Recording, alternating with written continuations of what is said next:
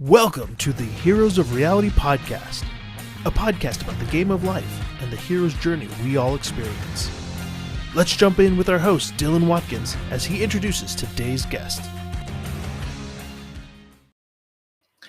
Hello, young adventurers. Dylan here. And on today's podcast, I have a very special guest. Her name is Amy Jo Kim. She is an amazing, world-renowned game designer, product designer. She was part of the early teams of Rock Bands, The Sims, Netflix, Fashion Culture, Ultima Online, Happify, and many other numerous startups. She's also the best-selling author of Game Thinking, and she teaches online courses to help people find their product market fit fast. And so some of her skills include game design, product design, social systems design, UI design, and many more things. And so I am very excited to talk to her all about game design, product design, and finding the right fit and her personal journey. So without any further ado, I'd like to welcome Amy Jo Kim. It's great to be here. Great to have you, Amy Jo. Thank you for coming on. My pleasure. Yeah. So I've been following you for a while. I first fell in love with your work through reading Game Thinking. I thought it was an amazing blend of taking the gamification tactics, tools, system strength, and bringing that into the product world and making it your own. It was very inspirational. So I followed your journey since then. I would love to learn a little bit about how you kind of came up with the game thinking process and what got you from the game space into the product space. So game thinking came out of all the work that I did bringing products to life. Some things worked, some things didn't, and quite a few things that were common to the most surprising hits I worked on were counterintuitive to a lot of other advice out there. So that's really where it came from. And I've worked both in games and products for 20 years. So it's not really that I went from one space to the other, but that I simultaneously lived in both. So because you're in both spaces, you could see both perspectives, and being able to do that, it was a natural blending the way that you're able to take in that data. Right. Yeah, that's great. So do you want to describe just a little bit about the game thinking book and the game thinking process? I could. I'd actually love to hear you describe it, Dylan, because one thing you didn't mention is that you've been through our certification training program, which is how we really met. Yes. And so that's a big part of why I'm here, because we know each other quite well through that. And I could do that, but I would like you to share, I'm sure you've shared it before, but sometime the impact it had on you and how you would describe the process as you learned it, because that's actually, I can jump in afterwards, but I'd love to hear that, because language is so important. People use different language sometimes to understand the same thing. Sure. Mental models is super important. One of the things I've learned from you. Yeah. So the way that I actually got connected a while back is I was actually talking with Jesse Schell, and I was talking to him about a product that I was building and developing.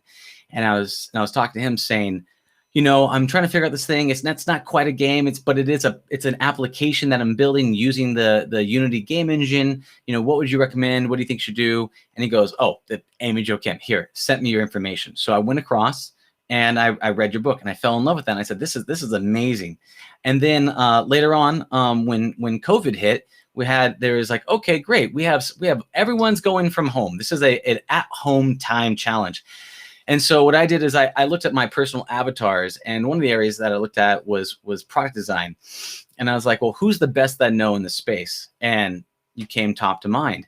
And you were coming out with a multi-month boot camp to go through on leveling up the product design.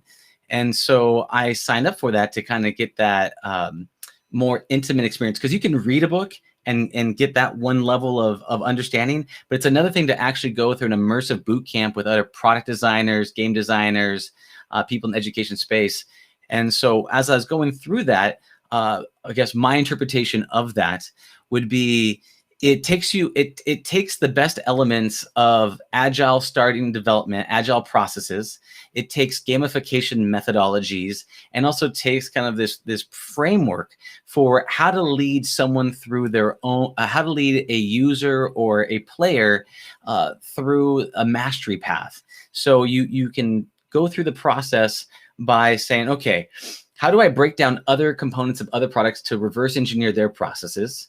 How do I then take my own thoughts and designs and be able to lay that down on a framework and a system that I could lead someone through a framework and a system in a path that allows me to guide someone through it, so to make sure that we have clear mental model alignment. Because some of the times, as you very much know, is that when you describe to someone, imagine an elephant. And you're like, oh, I got that. But imagine a pink elephant. Okay. Well, imagine a pink elephant with polka dots that are standing on its high heels that looks like a T-Rex. Okay. So we're getting closer and closer to that mental model alignment.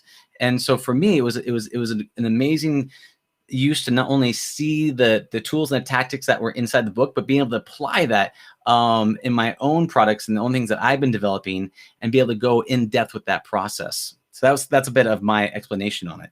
How'd I do? Yeah, well, it's really interesting to hear your takeaways. I love that. So you touched on, there's a few things about game thinking that go beyond familiar methodologies, and it's why Jesse, who I've worked with repeatedly, pointed you at this methodology, which is realizing that an experience that you're delivering to your customer over time will be experienced by them over time. And they don't really care about your features, and they really don't care about your layout, and they don't care about all these cool ideas you have of what's going to be in your product. They care about the experience you're going to deliver over time. And it's very hard to test that without building something.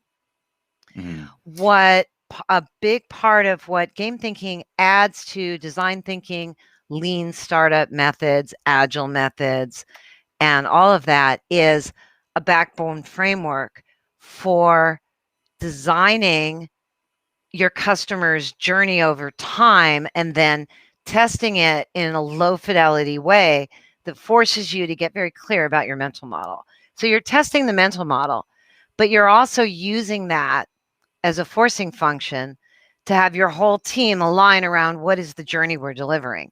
And one of the most powerful things, especially for larger companies, but startups as well, is that being able to have an artifact that you're developing that communicates your customer journey at a high level aligns everybody, because often you get people that are optimizing onboarding and other people are optimizing other things. And those can really, if they're not tightly aligned, you just have siloization and a lot of problems. And I've seen that again and again and again, and I've helped many startups untangle that.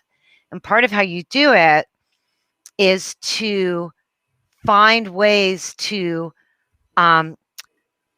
put down your assumptions about what that experience is going to be in a form that your customer can understand and give you feedback on, that you're not attached to.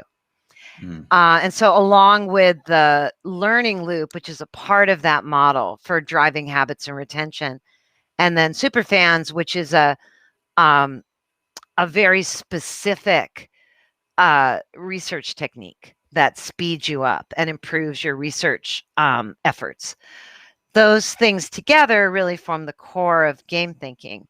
We're about to run another cohort. We're just getting done with the cohort after years that we've run for certification. And we do have a boot camp, but that's a 5-day short-term crash course. Certification masterclass is really a masterclass. It's a 6-month experience. It was 4 months when you did it, and we found that people really wanted more, so we extended it to 6 months. And we're just finishing up a cohort and starting another one. One of the people in it got funded during the cohort. Oh, that's awesome. Using some of the techniques, especially the superfan technique. So yeah, it's really exciting. So that program is continuing to grow. And the thing that I find is during COVID, you mentioned COVID. Mhm. During COVID, a lot of people, some people jobs, a lot of people changed their jobs. Some people's businesses took off. Some people's businesses dried up. A lot of people pivoted. There's a lot of rethinking. A lot of a lot of people in jobs maybe they didn't like that were comfortable or have a lot of time to think about that. So there's a lot of rethinking of what people want to do. What I found is that so much of what people seek and what they need to be able to do and the skills that let you get a job anywhere and make you highly desirable as somebody who would get hired like you to help out with something, to build something, or who would get hired in a company, are being able to work really effectively with cross-functional teams. Yeah, and there's so much to unpack with that. But one of the things I want to touch on is, what do you think was the primary reason extending it from 4 months to 6 months? Because I know there's a lot to fit in there. I know that. Yeah. So there's two primary reasons. Mhm. One is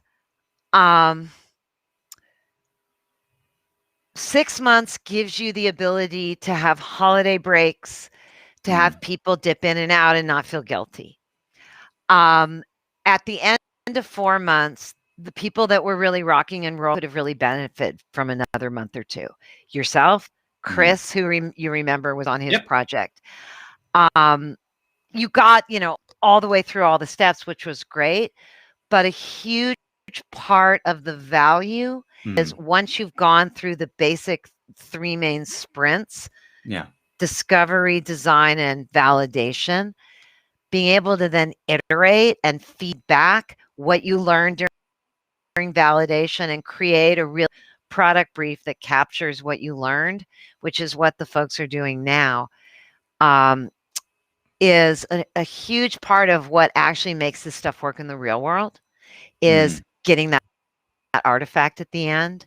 And so we wanted to extend it so people could get that artifact and, learn what they had to learn. And we also, we ran October through March and just really wanted to take some time off over the holidays. Yeah. And we're going to run it April through September. And we want to take, some time off in August and be able to do that. So, yeah, so now it's 2 6-month cohorts a year. And then we have other programs that are shorter. We have our boot camp and we have our accelerator, which is this year has been very popular, which is for teams who want to do something in 2 to 3 months and want to work more intensely. So, we've really evolved our business partly through the pandemic to hone in on what do people need. There's a way for me, it's easier for me to run shorter programs. It's easier to run 3 or 4 months than 6 months. But 6 months really gives people what they need, and I can make it work. And there's it's and it's also more differentiated in that way from the boot camp. Yeah. It's so we opened applications last week. I think we've got 22 applications. We'll see, how it plays out. But if anyone is right now, at gamethinking.io/programs, you can find our certification program. We're currently accepting applications and they'll close on March 15th. So, it's really exciting. Some of our graduates, I'll give you something incredibly exciting. Well, one, I got to work with you. I got to pull you in to help out with a continuous glucose monitoring project, which is coming to a close. And by the way, Dylan, a great update on that. Oh, awesome. But that was awesome because I got to pull you and Tiago, another graduate, in. And then a bunch of the Game Thinking Asia folks now,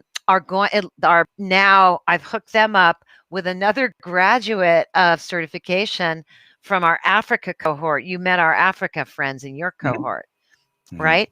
So their boss has a new project. And so I'm matchmaking him with folks that we've trained up in our certification program in Game Thinking Asia. And these folks have been through it twice. The other thing I'm seeing is that the people that learn it, they often will go through it twice. You learned a lot more working on this project. Yeah. And I really like to be able to have people that level up and then level up some more. And now I can send business their way. And so that's really, that flywheel is really starting to happen in that community. Sending business, and some of the business is actually coming from people in the certification community, hiring other people, with touching base with me, but really taking me out of the mix and just using the tools and the framework because they know it works to work together and do something that goes beyond what I could do. And I just can't even tell you how exciting that is. It is. It's an awesome ecosystem to go from, inspiration with, here's a book, read the book, Right. to actually being a part of the community. Because as you know, if you want to go fast, go by yourself. If you want to go far, go with a team. So being able to come into a community, level up, and be surrounded by like-minded peers in the space, and then being able to reflect to each other and kind of washing hands with each other through this process, so that as you level up, you can get other perspectives, because you hear someone else pitch their product, you can hear them design it, describe it, all that, and then it gives you insights to your own self, your own descriptions, your own processes, which is incredibly valuable. I didn't mention the project that we were working on because I didn't know what was under NDA or protections or any of that type of stuff. So I was like, no, I'm going to let you bring that all up that as it comes in. And what is incredible about the ecosystem of that is you do see that inspiration of people passing along and learning insights and tips and tricks and being able to help and support each other. I know that one of the specialties you have is social systems design, is actually creating these types of environments that really is a flywheel of bringing in like a mastery path. I believe that there was one of the mastery paths I remember, I think it was in the book, was talking about going into actually summer camp. And the first thing, a part of summer camp when you come in is, I'm a student just coming to summer camp. And then what are those learning behavior patterns of maybe trying out these exercises or practicing swimming or getting your badges and all that stuff. But as you level up through that master badge, you become a trainer. And then eventually you become, a person that is there when the new group of kids come in. You are now the master, teaching other people how to go through that process. That I believe that was from the book. Yep. Yeah. So with that, have you integrated those types of systems, or how have you integrated those types of social systems design into your own game thinking community? Well, those are just one of many type of social system. Mm-hmm. And what you're saying is exactly the story I just told, which is Mm-hmm. a big part of how I've integrated that is creating teaching and job opportunities within the ecosystem for people that have been through the initial trainings. And those Mm-hmm. are level up opportunities. So for example, some of them are, hey, you can help out with this project. Some of them are, here's a client, I bless you, see if you can make that work. Some of them are, here's an example. So the Game Thinking Asia people, Mm-hmm. there's, I think, 5 people now that are within Game Thinking Asia that have been trained up in the Southeast Asia region. Mm-hmm. And so we now have a monthly meetup in our Game Thinking Hub, which is the free community. We also have a paid community for the academy, just for people that are, going through it, that's much more intimate. But we have a free community for everybody, and everybody that's interested that behaves well. And we now have a cycle of monthly meetups, which we promote. We give them a space for it. Mm-hmm. They can bring their own clients and interested people in. And we're committed to doing that every month. And that's a showcase for them. So that's a good example of, in the summer camp model, how you can't just kind of hope that it happens. You have to create situations for it. And then, the client I brought you in on was a client that in some circumstances might not have made sense for us, but because I was able to provide this learning experience for trained coaches, that client, the whole thing worked so much better. Yeah. And so I think there's a lesson for everybody who wants to create that, which is that one, you have to run experiments. Like, I've tried some things that didn't really catch on that seem like great ideas. You have to find people that want to be leaders. You can't create, you have to leave room for other leaders. You can't be in the spotlight all the time, every moment. You really have to find ways to shine a spotlight on the other leaders and support them in a way that makes sense for them, that they're ready for. And that's like win-win. Because I've also had people in my programs, not now, not the people that are active before, that really wanted to do self-promotional stuff in our community that was aggressively uncomfortable for people. And I had to manage that. And that was, and so part of what you also have to do as a leader is set a tone, set a culture. And if something is outside of it, show people that that's not going to be tolerated. There was a few years ago, it was before I did certification, but I still had a master class. And that was before, but it wasn't nearly as in-depth. And there was somebody who liked it and took the master class, but was a gamification consultant and just started going around and spamming individual people who looked like they worked for companies with his contact about how they really need a game, like just very, very aggressive, and our community has busy people at the director level and higher of, big brands. It's like, you don't expect you're going to go there and get spammed by some unknown person, right? So that really made me realize, one, I actually turned on a filter in the community. You can't just like join, you have to get approved. Yeah. And I also hired a community manager. And so that's someone on it and responsible for it and catching it. And if it's tricky, brings it to me. So I don't even have to worry about it. But, one of the biggest challenges with running communities is keeping them going, not really getting them started. And it's real work. You have to decide how much work it's going to be and who's going to do it. I've had community managers that I lifted up as volunteers from my clan, and I've decided I'd rather have a paid community manager because volunteers get busy. Yeah. And it's like you kind of can't blame them, but that was my own learning journey. I do have a lot of roles. A number of volunteers have run events. There was a woman who really wanted to learn she's very shy and she wanted to be able to run gaming events, and we supported her in our Discord, and she ran a few gaming events and got a lot. She also got a job. She got like really busy because she got a job again while she was studying game thinking. But like things like that, with communities, you can't please everybody. You have to find and understand who you're for and who you're not, because you'll just be inundated with way too many conflicting requests if you don't.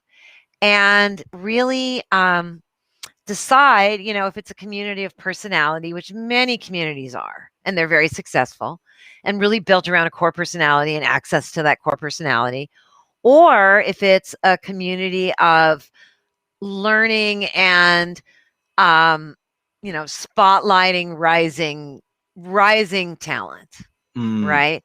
And I've made a decision to spotlight and support rising talent, as well as provide the anchor, with me and Scott, my partner, and the VIPs that we bring in, which create the anchor. But then lots of spotlight rising talent. But you have to work at it. Like, I had to like do a lot to set up that commitment to get, do the monthly meetups for Game Thinking Asia and get it all worked out. But it's rolling and it's amazing. It's exciting. That flywheel is one, super easy to start. Continuing the thing, keeping it moving, keeping that consistent energy over time is such a challenge, especially you're talking about having it take on a life of its own. Being able to step away and let that energy roll is very, very difficult unless there's some sort of mechanics or designs that people are going in for the actual process itself. Like, I'm here for the game, not necessarily for the game designer per se. And being able to actually create that rolling energy and create mods or gatekeepers or moderators that enforce that type of like-minded behavior is an incredible challenge to run a community of virtual reality developers and all that fun stuff. And there's been times where I spin it up quickly, get distracted, things go on, it slows down, you spin it up again, and being able to keep that going is an incredible challenge unless there's something that is a perpetuating system, a positive feedback loop that allows it to keep going. With the mods, How do you set standards and reinforce standards with those types of mods to be able to, I know you said paying, which is absolutely true. There's kind of that, if you do work for free, then there's no accountability and it goes back and forth and it drops. But do you set a system in place initially, say, here's what my expectations are with you, and do you occasionally check in with them? How do you keep the fly with the mods moving along? Well, so we have weekly meeting with the community manager, and then mods can ask her questions. Hmm. We are shifting that actually a little bit in the coming weeks. We are shifting our definition of community manager and broadening it out a little to include more live events, because live events are becoming more and more part of our deal. So with like the Game Thinking Asia mods,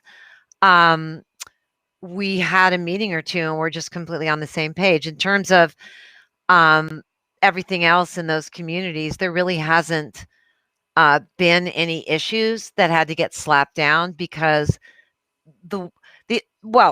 so the way we're dealing with it with the mods is that it's mostly live events. Like there's some stuff that happens, but there's live events and follow up, and then like leading up to it is largely what's going on. So, I've given them some training around the live events, but they're they don't need a lot of feedback or training because it's not like they're moderating an active message board, right? It's just a different thing. The other thing is having our community manager, Ruby, shout out to Ruby, set up a onboarding that does a lot to set the right tone. So one of the things that we've struggled with is getting the onboarding right for communities, given platforms, etc. In our free community, we're using Mighty Networks, which is great for that top of funnel, use. And you can set up a sequence of little posts and questions that get people in the right frame, and you can show them what's expected in the community and give them, high level community expectations during onboarding. We haven't had problems. I mean, and if we have, Ruby's taking care of them like that. But I think that like the problems we had before was because we weren't putting it in your face what the issues are. And what we say is, this is not a place for solicitation. If you want to do that, we have help wanted and help offered. And we have so one of the other things we do, and this is a classic community management technique, if there's a certain kind of activity that might be really awkward and bad, but like some people might want to engage in it and it would be good, put it in its own place, give it a topic, give it an area. If people want, that's why like porn and guns had their own topics on various like sites, right? Yeah. So we have a place called Help Wanted and Help Offered. And if you are that guy, that gamification guy who wants to say, I offer these services, it's like right over here, sir.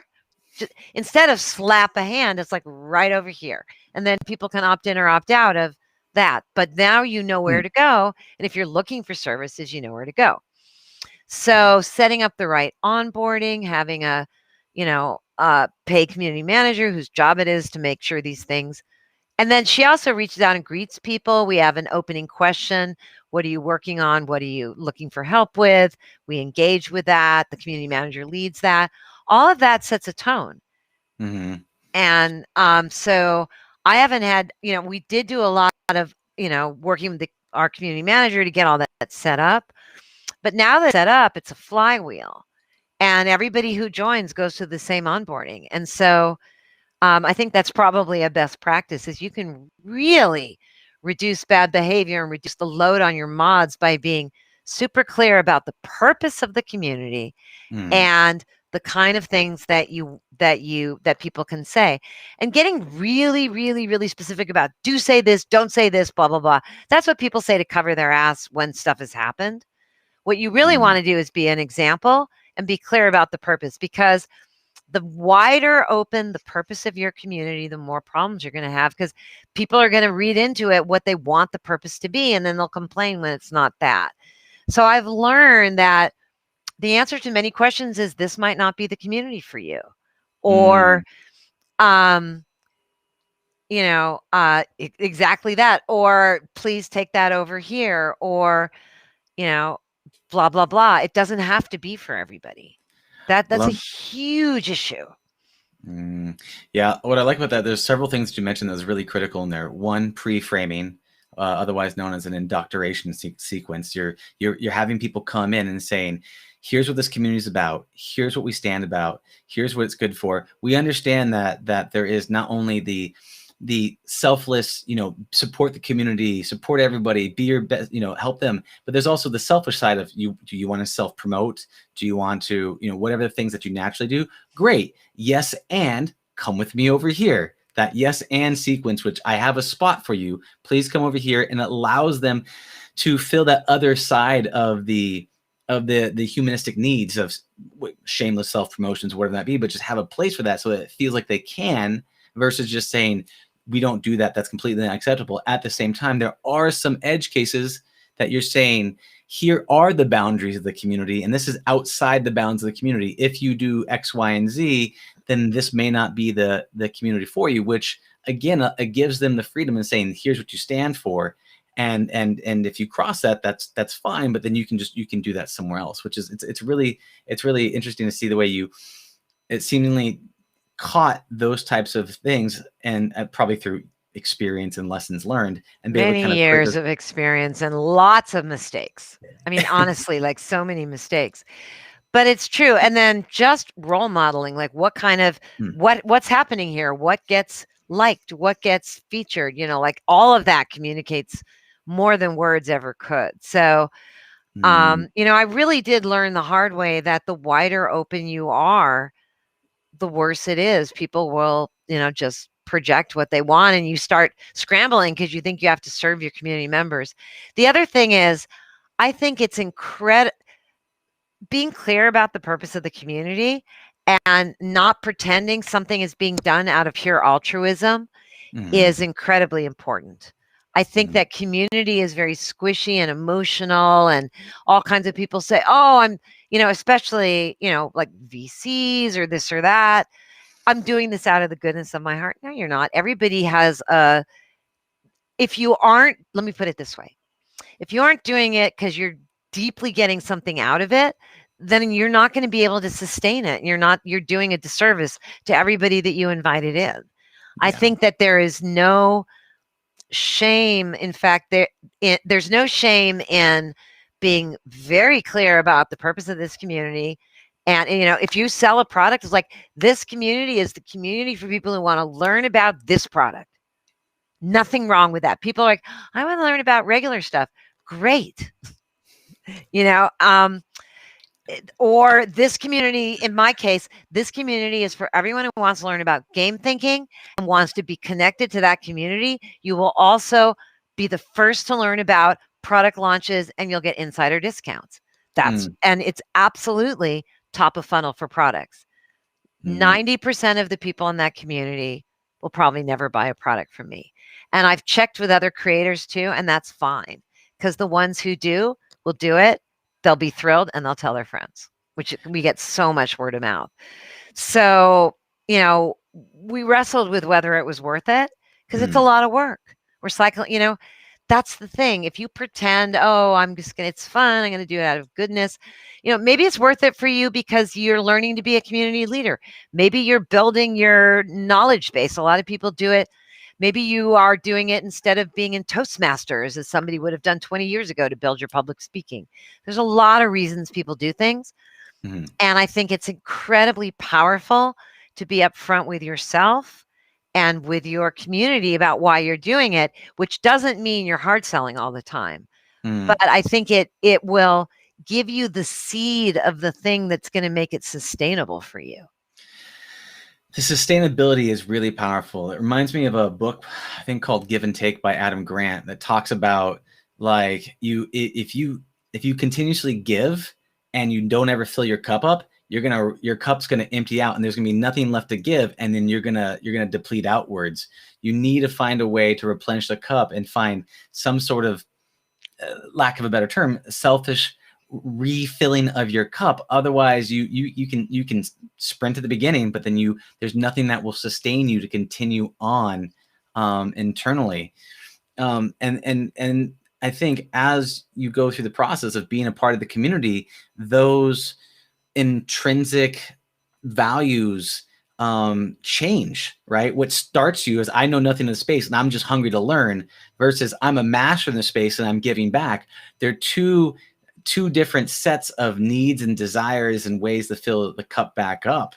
And I would be curious to learn a little bit about, have you seen, I'm sure you have, but the identity journey of a designer that they go through the process with you and going through the process of, I want to design, but I don't know how to design. I'm not a designer, all the way to having that competence of, yes, I am an expert in the space. And have you seen that emotional journey as people go through that? And what are the telltale thresholds Well, I'm for not that? sure I've ever gone through an emotional journey with someone where they started, I'm not even close to being a designer, and ended up as a total expert designer. Mhm.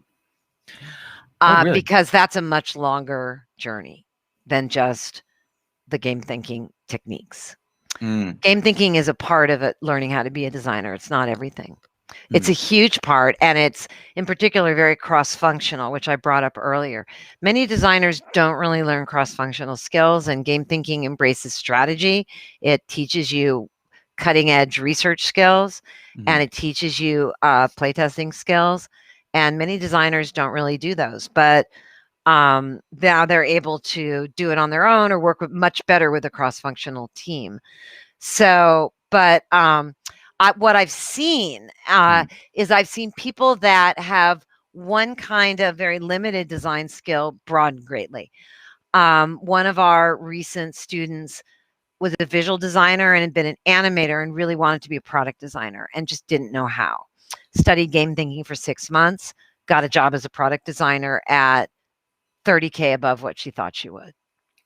That's Game awesome. thinking's not the only thing that helped her, but it's a big part of it. And so for someone like that, she worked hard, she did the work, but she had somewhat of a background, right? But she also had to unlearn a lot of visual design things, because visual design is really about getting it right, not roughly iterating towards success. So she had a lot to learn there, but she learned a lot. And then, I mean, you saw Chris Swain, who's a very experienced game designer, but has never done this kind of work, struggle, with the storyboarding work and emerge triumphant and learn hugely valuable things from testing his storyboards. And so that was an example of a very experienced designer who built up a really key modern skill that he didn't have by doing this. And then I've also, I have worked with engineers, but I haven't ever seen an engineer with no real design experience or background turn into an expert designer.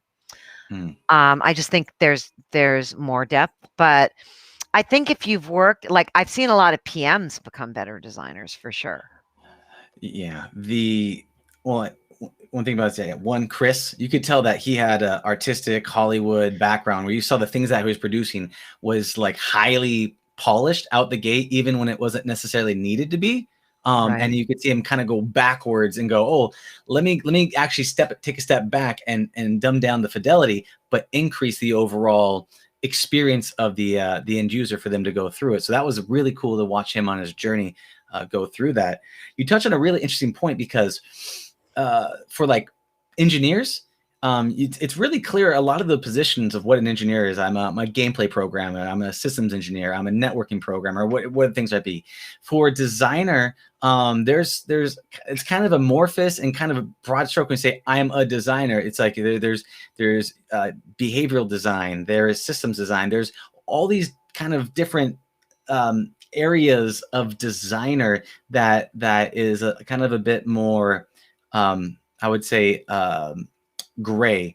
Do you have just top of mind what you could say buckets of different types of designers, just for clarity's sake? Not really. I mean, everybody buckets it different ways. I think the term behavioral designer is kind of bizarre, but I know that a lot of people are behavioral designers, but they never address anything that is like a mastery path or identity and transformation, at a higher level. It's always like about the behavior. So I think that there's lots of kinds of design, and what you need depends on what you what the project needs. There's some really common, obvious things like visual design, which is color and layout and gestalt and proportion and, all that stuff.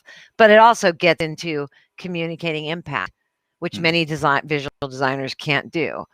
Game design, product design, there's overlap. Within game design, there's lots and lots of different kinds of designers, level designers, combat designers, different kinds of system designers, all kinds of art people. Those projects tend to have multiple kinds of designers on them, but somebody has to like oversee the vision of the whole thing, or else it goes to shit.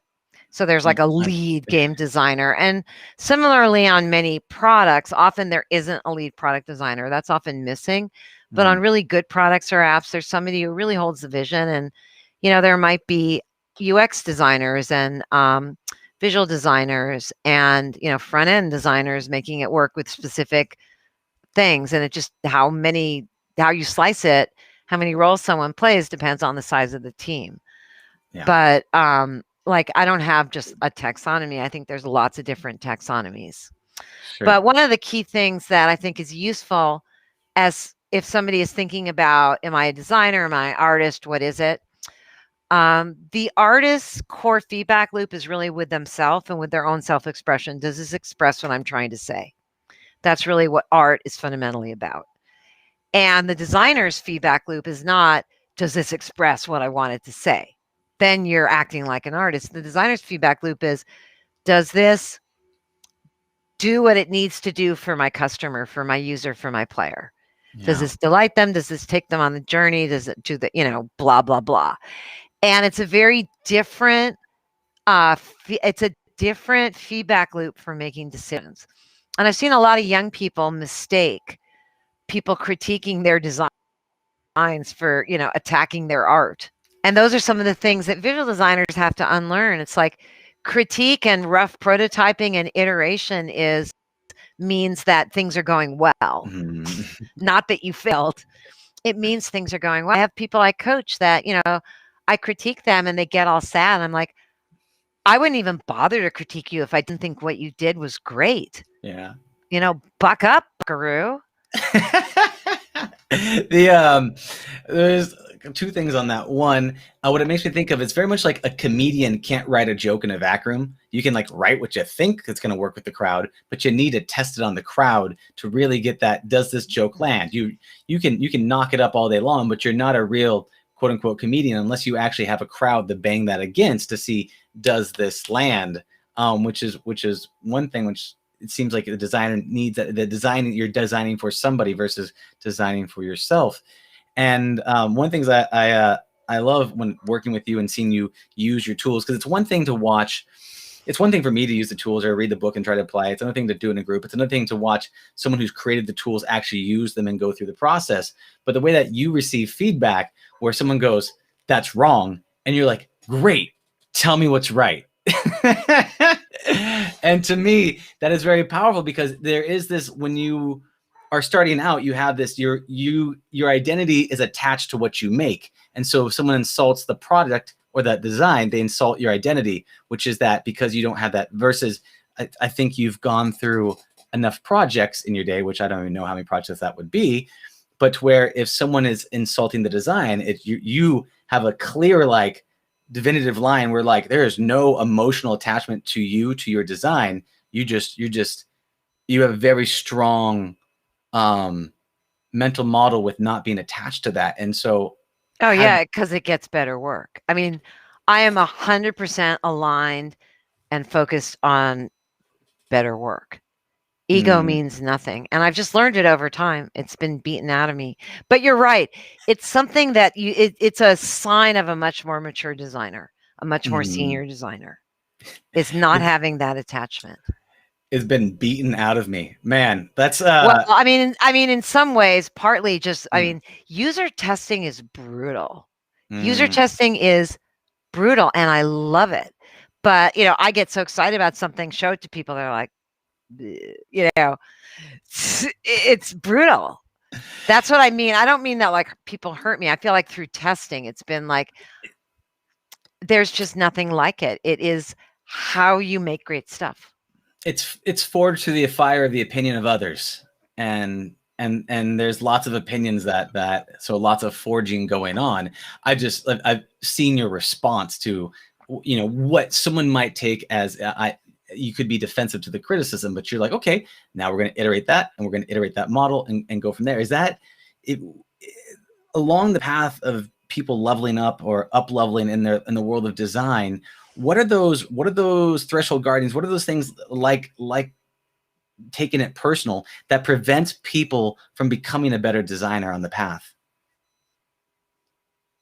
Well, I think some of it is the way that a lot of us bright folks have been shaped, by the way we were raised and by school to get the right answer. I think that even if we're not aware of it, especially people that, are working in tech and gaming and product, a lot of them did well in school, not all, but quite a few of them. And that really shapes you in so many ways to get the right answer. And I think unlearning that, a friend of mine, Barry O'Reilly, I published a video of his recently. He wrote a book called Unlearning, and he works with execs at big companies, but it's really the same point of view. It's unlearning that your goal here is to get the right answer. At some point, you have to ship a product and you want it to be the right product for the right people. But early in development, you have to unlearn that success means getting the right answer and that you came up with the idea. And you have to get really excited about the opportunity to find out what's right and what's wrong. And by doing that, you're really dissolving your ego boundaries, because what I've learned just going from a, very rough around the edges, smart and promising, but, obnoxious younger person. Believe me, I know, like I've been told many times. When I was a young designer, I thought ideas were the shit. I was just like, I was that person. I'm so empathetic to people like that. And then user testing, at first I didn't want to do it, but then I started to see what would happen. And I started to realize that not at all what mattered was my ideas. What mattered was, first of all, our ideas. And so I am famous for running team meetings where nobody can remember whose idea it was, because we don't care. Epic. And so that's part of it, is you just decide and you lead. Anybody you work with, you lead toward like, I don't remember it. Like, let's just find out. Who knows if it's the right idea? Let's find out through testing. But being able to dissolve your ego boundaries that way, and it does come when you've accomplished more and you have confidence, right? I think there's anxiety when you're younger, you're proving yourself. But then realizing that it's about us, it's not about me. The best meetings are where nobody remembers whose idea it was. And then realizing that you're going to be wrong half the time. Working with Will Wright and running testing on his ideas and seeing he was wrong half the time. Wow. And it's like, that's how we did it. It's like, it's not about being right. It's about having interesting testable ideas and a process to find the best ones. And so getting to work with, like world famous people and peek behind the curtain and see it's not about them being right. It's about testing your way to this cool thing. That really shook me. And that really showed me how powerful that was. And that's why I do what I do, to bring that to other people. That's powerful. On that note, so that's fantastic. And that says a lot about the system designs and how to run team meetings and really create the right aligned group mental model, so that we understand the it's not about us, it's about the final product and the collaboration that goes into it. On the opposite side of that, how do you get people that because one of the challenges you have is, oh, it's my idea is better than your idea, or your idea is better than my idea. I'm great, you're terrible, you're great, I'm terrible. And that thing on the internal side. Externally speaking, and actually talking to customers or potential customers, one of the big challenges I've seen in any of the space, in any of the products, no matter what it's been, is getting a customer or a potential customer to crap all over your product instead of them just smiling and go, this is great, I just want this uncomfortable situation to be over. So how do you encourage that behavior? How do you get that? How do you tease it out of them? I never get into those situations, because I don't develop products and then show it to a customer. Like Mm. in our accelerator, we take clients through this process. So I've set up my business so I literally don't run into that. Any client who would like it just that's not what we do. We don't So, develop ideas for clients and then pitch them to the clients or present them to the clients. I mean, I do have clients. The thing I do run into, so because of the kind of work we do, we're developing these things together. It just never there's never that unveil, right? mm, But what I do run into is that when a client has a particular idea, and a lot of times what I do is help the client bring their idea to life in a smart way. mm. And so, the client has a particular idea, bring it to life, do storyboards, pull in the right people, and then do that brutal play testing. Sometimes the client gets very upset because Ah, they watch people crap on their idea. So it's mm. never about like them crapping on my idea, but sometimes I lead them right to the point where they're watching somebody crap on their idea. And that person's been extremely carefully selected to be exactly the right person to test. And so that's hard. Mm. And so sometimes the client, in most of the situations I'm in, because it does come up, I'm able to walk the client over the burning coals to the other side and see the positives and get a lot out of it. Sometimes it goes sideways and the client freaks out. Yeah, yeah. And that's what I was thinking of is the way that you craft the experience is it creates a lot of room for them to kind of air the communications and the people that you're testing on, those end users, those testing people. Sometimes I've seen the end users testing to not be completely forthright. It doesn't happen as much as what you're talking about in these early stages of this is rough, crap all over it. But I was always Yeah, just curious. that's part of why you want to not show super polished stuff, because it's much less likely they'll crap all over it. Mm, that's yeah, that's But it's just those things are always hard. And what I've seen is that the very best entrepreneurs care more about market truth than their ego, and that I can partner with them and walk over the coals and help them get to the other side where they're now informed by market truth. And it's not that their ego has to go away, because entrepreneurs need ego and vision. no. It's that it has to be informed by market truth. And honestly, it's like the people I deal with whose egos are bigger than market truth, who freak out, I mean, I have clients I have not spoken to after a bad play test. Like literally, I haven't spoken to them after that. I understand, I empathize. I'm not Mm, going to try and fix it or save them, because what I know is that that's not what the best entrepreneurs do. And my work is to help somebody rise up to be the best entrepreneur they can. yeah. Market truth over ego. That is so powerful. And a lot of that is of a real entrepreneur, someone who's of service to their community. They're of service to I'm here to create something of value to you so that I can be a better entrepreneur and create a better product, create a better company and all of that. And that's really, really powerful.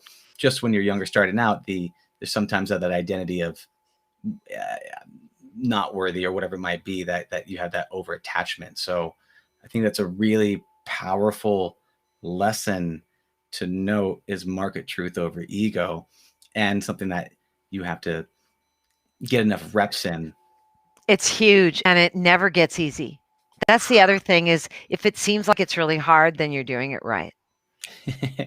What do you with game thinking, with the communities, with everything that you're doing, that you're building up right now, do you have end goal? Do you have a holy grail? Do you have what you ultimately want this ecosystem to be? Well, we want to save millions of entrepreneurs billions of hours of time. So the most precious economy that there is time. Ultimately, what game thinking delivers to people is it saves them 8 to 12 months of time on a project when they go deep and use it. So that's what we're all about. And so if anybody's interested, you can go to gamethinking.io, find our book, find our programs, and explore how this process can help you save time. Fantastic, Amy Jo. This has been wonderful. Thank you so much for that. Any last questions or any last words of wisdom that you'd like to leave the people with before we wrap this up? No, this was such a pleasure. Thank you so much for having me on. Thank you so much, Amy Jo. I really appreciate your time. Have a beautiful day, and I'll talk to you soon. Bye-bye. Thanks again. Okay, bye now. Take care. See you.